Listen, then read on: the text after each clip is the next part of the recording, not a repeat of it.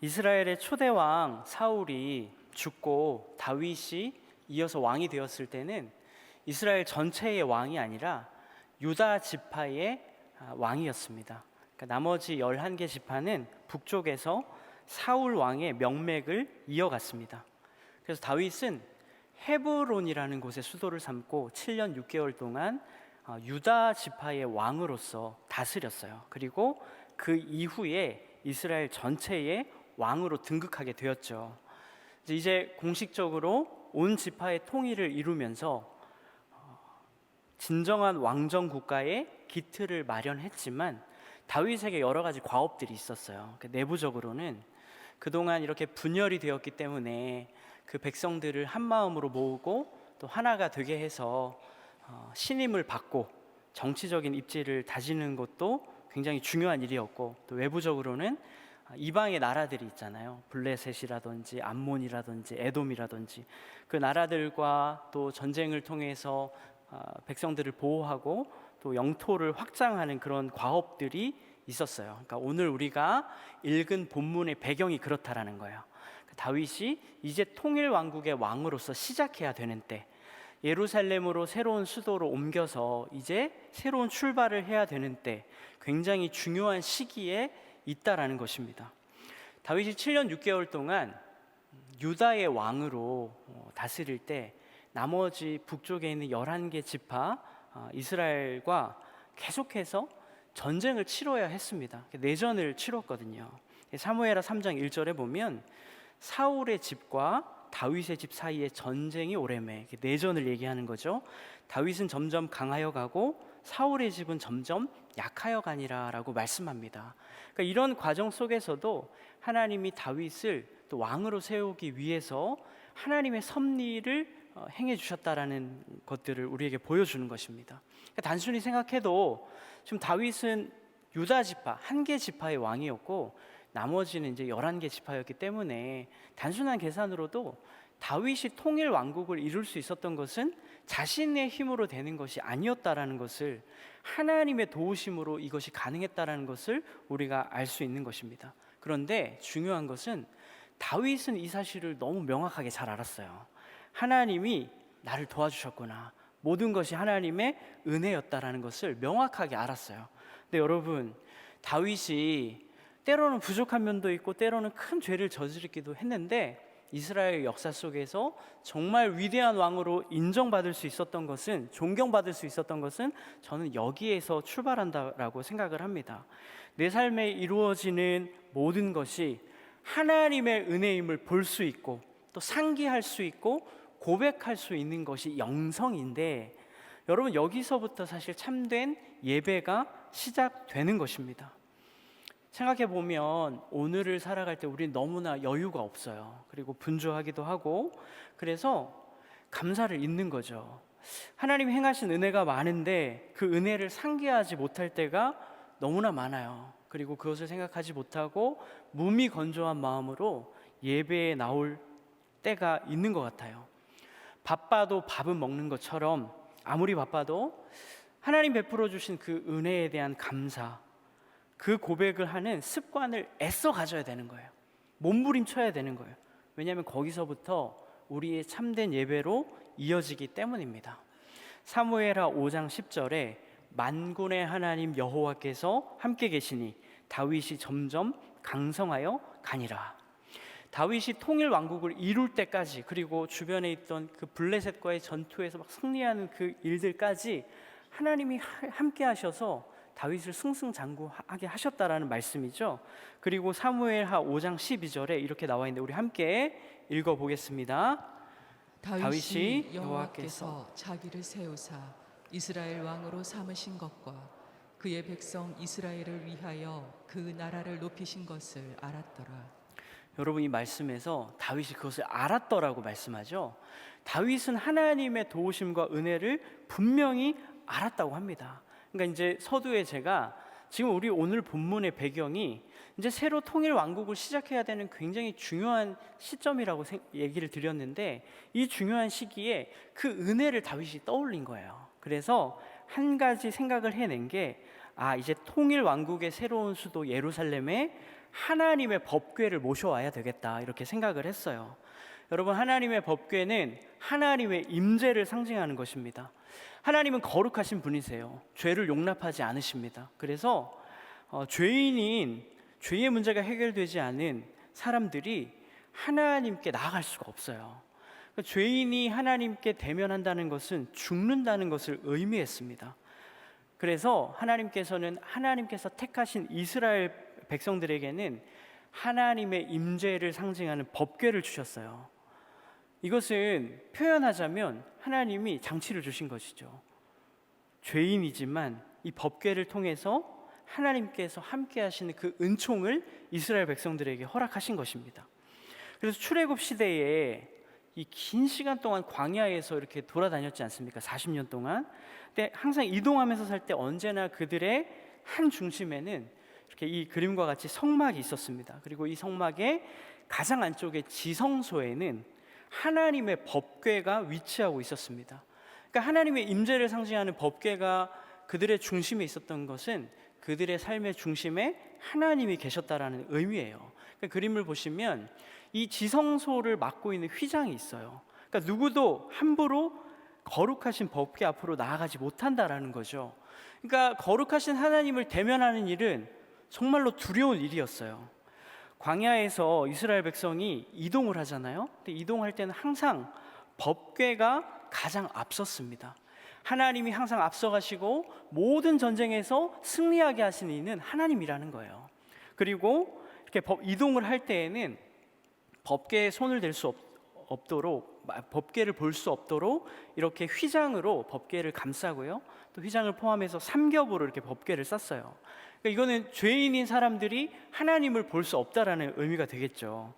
그리고 이동할 때 법궤를 손에 댈 수 없도록 하나님이 애초에 이 법궤를 만들라고 지시를 하셨을 때 이 법궤의 측면에 이렇게 네 귀를 만들고 고리를 만들고 거기에 채를 끼워서 정해진 레위인들이 이 채를 메고 이동하게끔 하나님이 정해 주셨습니다.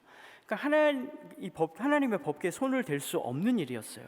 즉 하나님의 임재에 대해서 그 누구도 함부로 할 수 없는 일이었습니다. 그러니까 여러분, 이렇게 하나님 주신 율법과 이런 과정들을 통해서 하나님이 어떤 분인지를 우리가 알 수가 있는 거예요. 함부로 대할 수가 없고 거룩하시고 두려우신 분인 거죠. 그러나 동시에 또 이 일은 기쁜 거예요.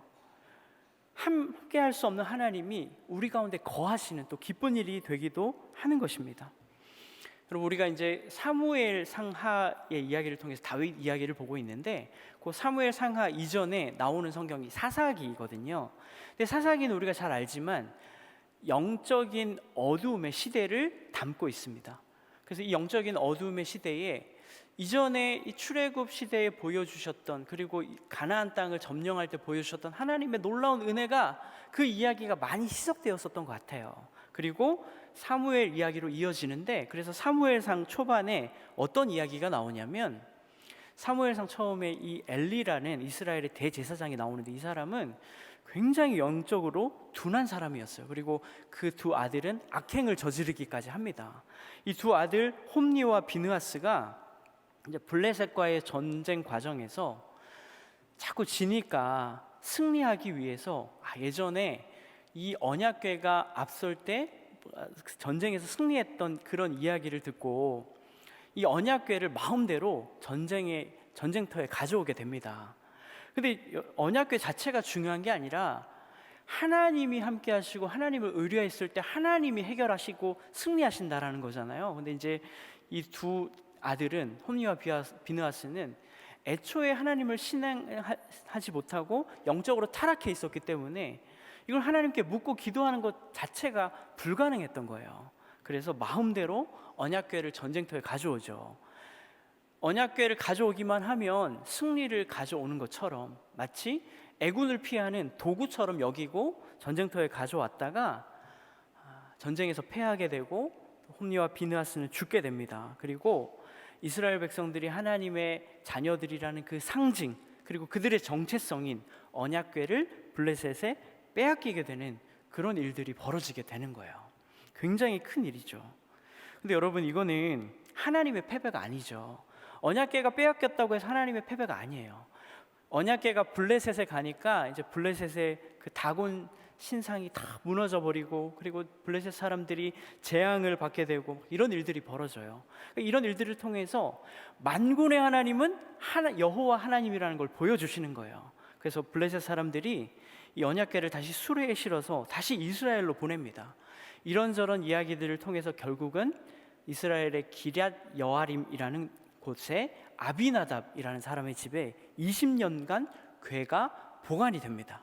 이제 다시 우리가 본문의 이야기로 돌아와서요, 다윗이 통일 왕국을 이제 시작하면서 하나님의 임재인 언약궤를 수도 예루살렘으로 모셔와야 되겠다, 이런 생각을 하고 이제 그 일들을 행하려고 하는데, 모든 지파의 마음을 얻기 위해서, 진정한 통일을 이루기 위해서는 그들의 신앙이 중요한 요소가 되었을 거예요. 그래서 언약궤를 가져와서 진정한 통일을 이루자 하려는 그런 정치적인 목적도 있었을 것이고, 그러나 그게 다가 아니라 제가 앞서 얘기했지만 다윗은 이 모든 것이 누구의 은혜다?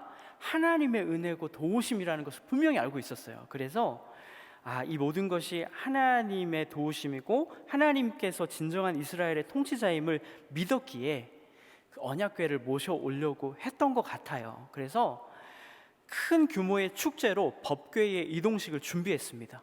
그리고 군사 3만 명을 그 이동식에 준비를 하게 됩니다.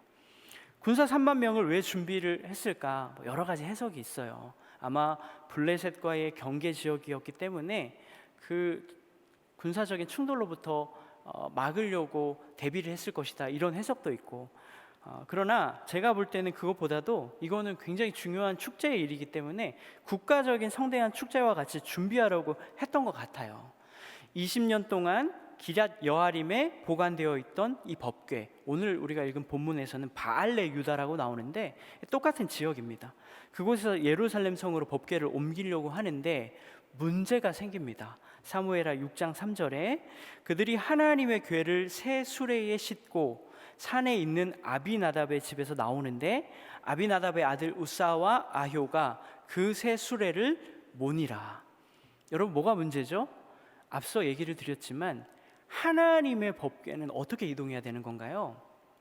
정해진 레위인들이 어깨에 채를 메고 이렇게 이동을 해야 됐던 거예요. 근데 수레에 싣고 궤를 이동하기 시작합니다.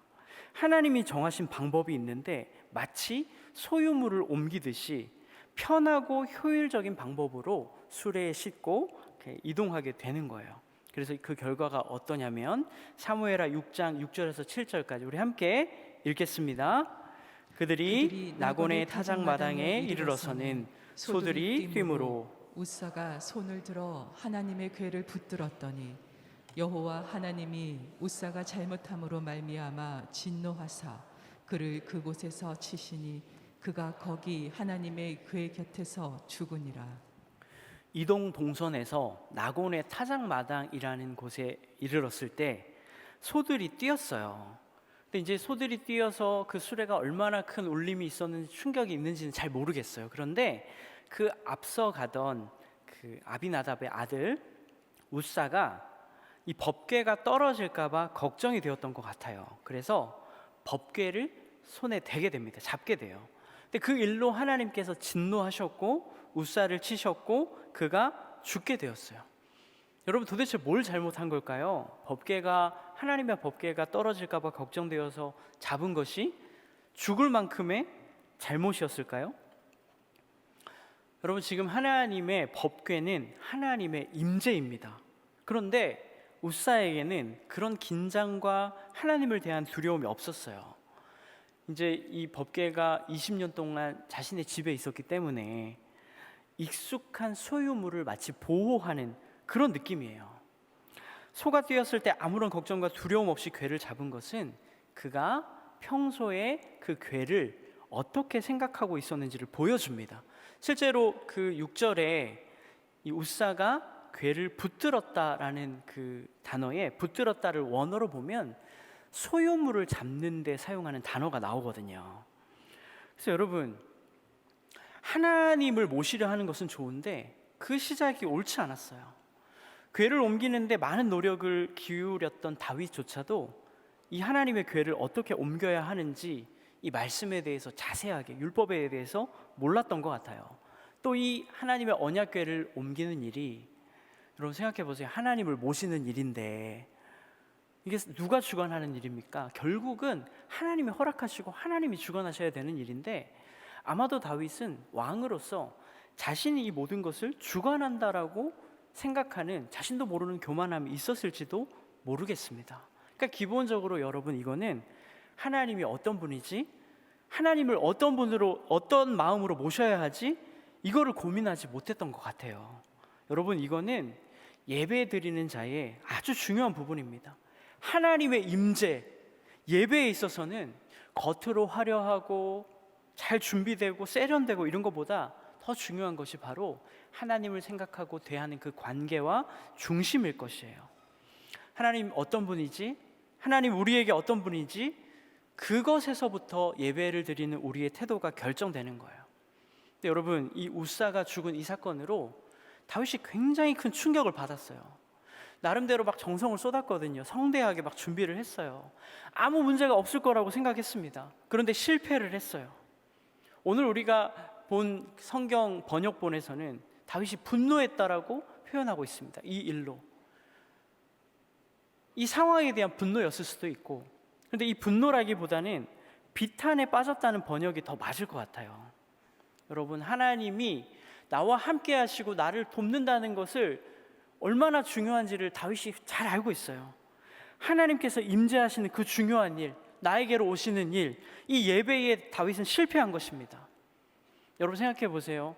내가 정말 수종하게 여기는 사람이 있어요. 근데 그 사람이 내 말에 귀를 잘 기울이지 않는 거예요. 나를 냉대하고 소통이 잘 되지 않는 거예요. 그러니까 얼마나 속상하겠어요. 근데 여러분 한번 생각해 보세요. 우리 인생에서 정말로 중요한 것이 하나님과 함께하는 것인데, 우리가 방금 전에 찬양할 때도 하나님이 다 하셨다, 하나님 모든 은혜를 주셨다 이렇게 고백하는데, 하나님이 우리가 매번 이렇게 나와서 드리는 이 예배를 받지 않는다라고 여러분 생각해 보세요. 그게 실제라고 생각해 보세요. 여러분 어떠실 것 같으십니까? 사무엘하 6장 9절을 우리 함께 읽겠습니다. 다윗이 그날에 여호와를 두려워하여 이르되 여호와의 궤가 어찌 내게로 오리요 하고. 여러분, 다윗에게 두려움이 찾아왔어요. 이 일로 하나님이 나에게로 오는 이 일이 실패하고 두려움이 찾아왔어요. 기본적으로 하나님에 대한 두려움이에요. 그리고 또 다른 두려움이 있어요. 이 일을 너무너무 쉽게 생각했던 것 같아요. 어찌 보면 너무 조급했던 것 같아요. 사실 여러분, 거룩하신 하나님이 죄인인 우리에게 오신다라는 것, 함께 하신다라는 것이 정말 말도 안 되는 일이잖아요. 서두에서 제가 말씀드렸잖아요. 그런데 궤를 모셔오는 이 과정 자체가 하나님에 대한 경외심이 부족했음을 그대로 보여주는 거예요. 다윗은 이 실패를 통해서 깨달은 거예요. 여호와의 궤가 어찌 내게 오리요. 그간 다윗에게 있었던 모든 일이 하나님의 은혜였기에 하나님의 거부, 하나님의 부재의 상황에 대한 큰 두려움이 몰려왔습니다. 그런데 이 실패와 이 두려움이 다윗의 예배에 큰 교훈을 줍니다. 여러분 인생에서 하나님이 부재하신다면 여러분 어떠실 것 같으세요? 예전에 어떤 선교사님이 해외에 있는 선교사님 모임에 갔다가 집회를 마치고 이제 저녁에 선교사님들끼리 모여서 이런저런 얘기를 하는데, 이 해외에 계신 선교사님들 얼마나 고생하시고 힘드시겠어요. 근데 그 마음을 잘 이해하시는 분은 같은 선교사님들이잖아요. 그래서 어려운 마음들을 이렇게 토로하기 시작했대요. 그러다가 한 선교사님이 더 이상 힘들어서 못하겠다, 너무 어렵다, 이제는 포기하고 싶다, 이 사역 내가 감당하지 못할 것 같다, 뭐 이런 힘든 얘기들을 하더래요. 얼마나 힘들고 공감이 되겠어요. 근데 그 이야기를 듣던 어떤 선교사님이 이렇게 생각을 했대요.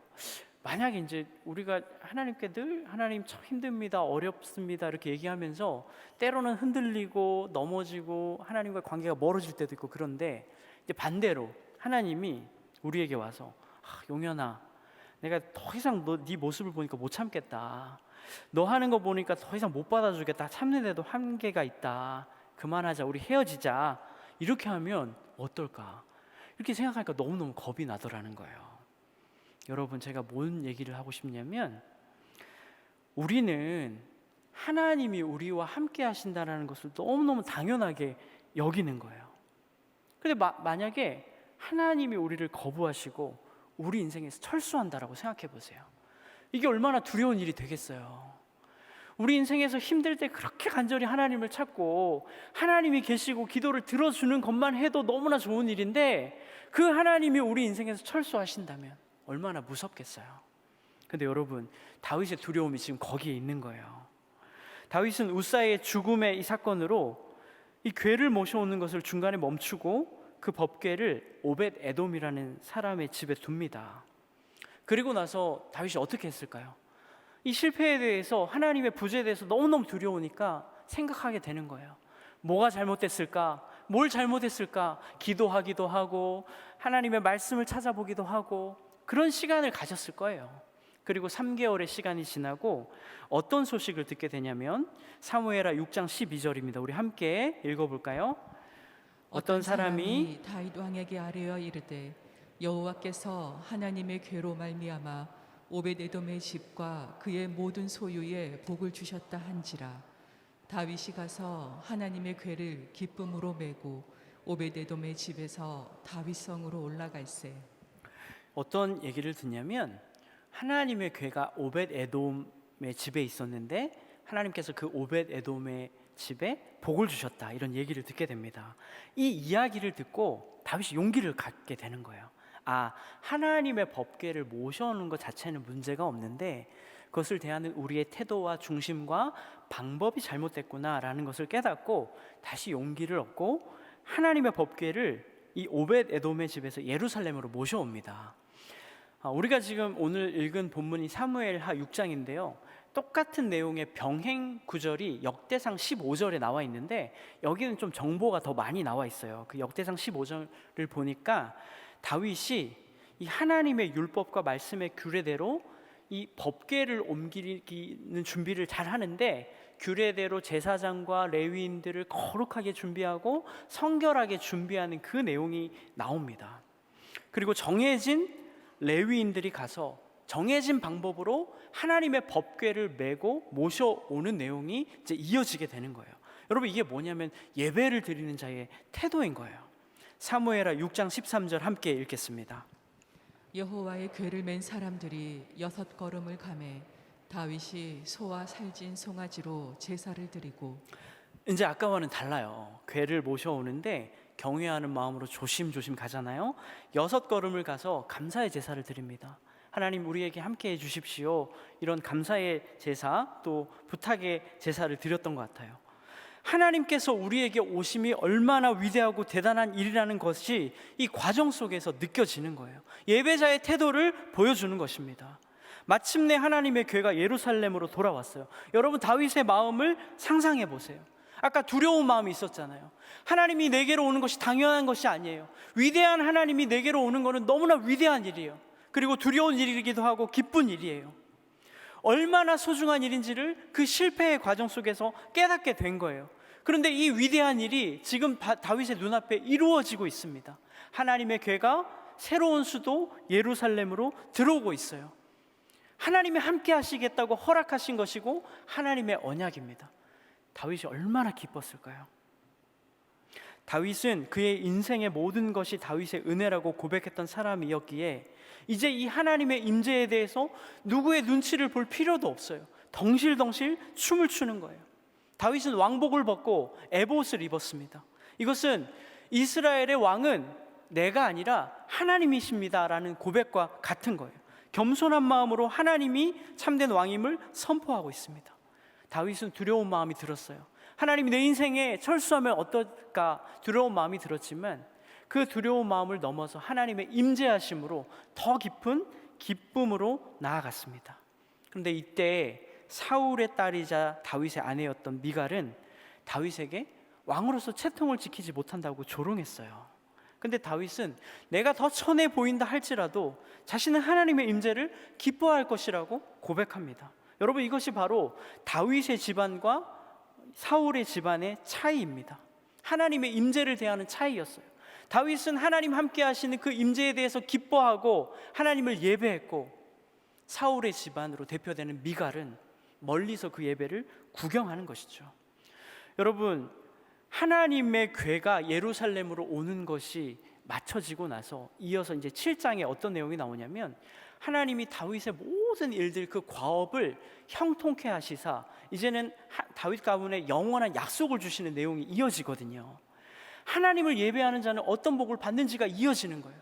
그러나 반대로 예배를 업신여기고 온전치 못한 마음으로 예배를 구경하는 자에게는 어떤 일이 이루어지는지 미갈의 삶을 통해서, 그의 결말을 통해서, 비참한 모습을 통해서 보여주시는 거예요.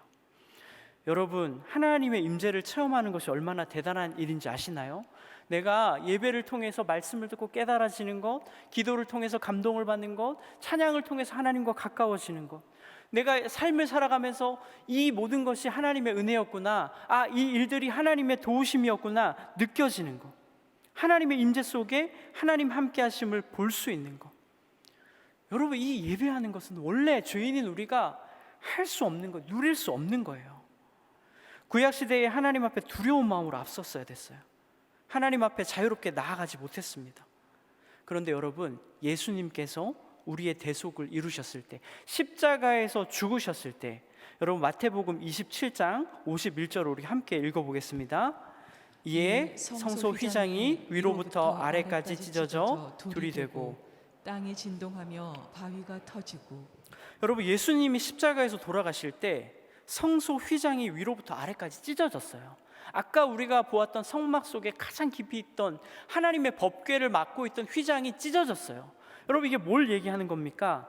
예수님으로 인해서, 예수님의 보혈로 인해서 우리의 죄를 사해 주시고 이제는 막혔던 그 길이 열렸다라는 거예요. 죄의 문제가 해결돼서 하나님 앞으로 나아갈 수 있다라는 걸 의미하는 거예요. 그래서 우리가 하나님을 만나고 자유롭게 예배할 수 있는 거예요. 이 위대한 일이 열렸다라는 것입니다.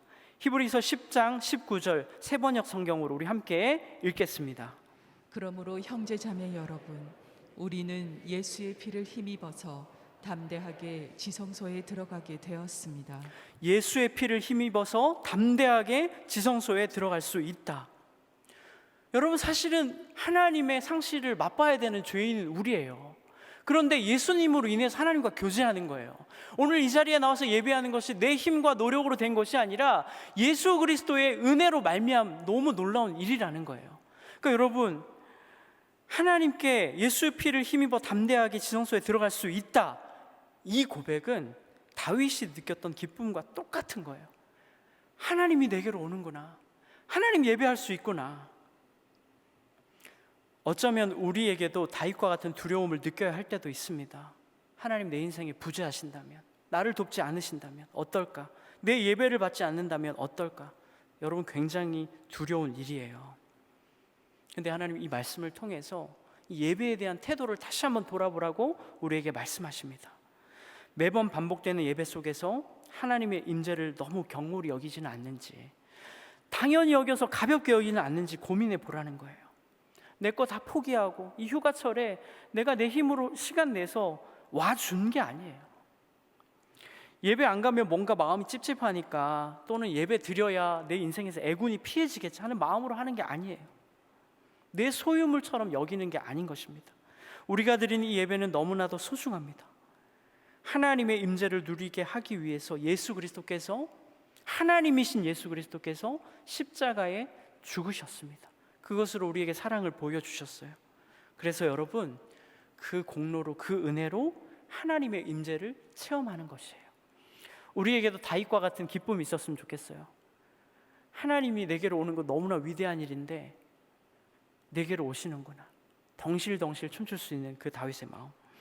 사랑하는 여러분, 그것에 대한 깊은 감사와 기쁨으로 예배하며 하나님의 임재를 깊이 누려서 예배하는 자는 복을 받게 되어 있습니다. 참되게 예배하는 자는 기쁨으로 나아가게 되어 있습니다. 그래서 참된 예배를 드리고 만족함과 기쁨과 평강을 누릴 수 있는 여러분들 인생 되시기를 예수님의 이름으로 축복합니다.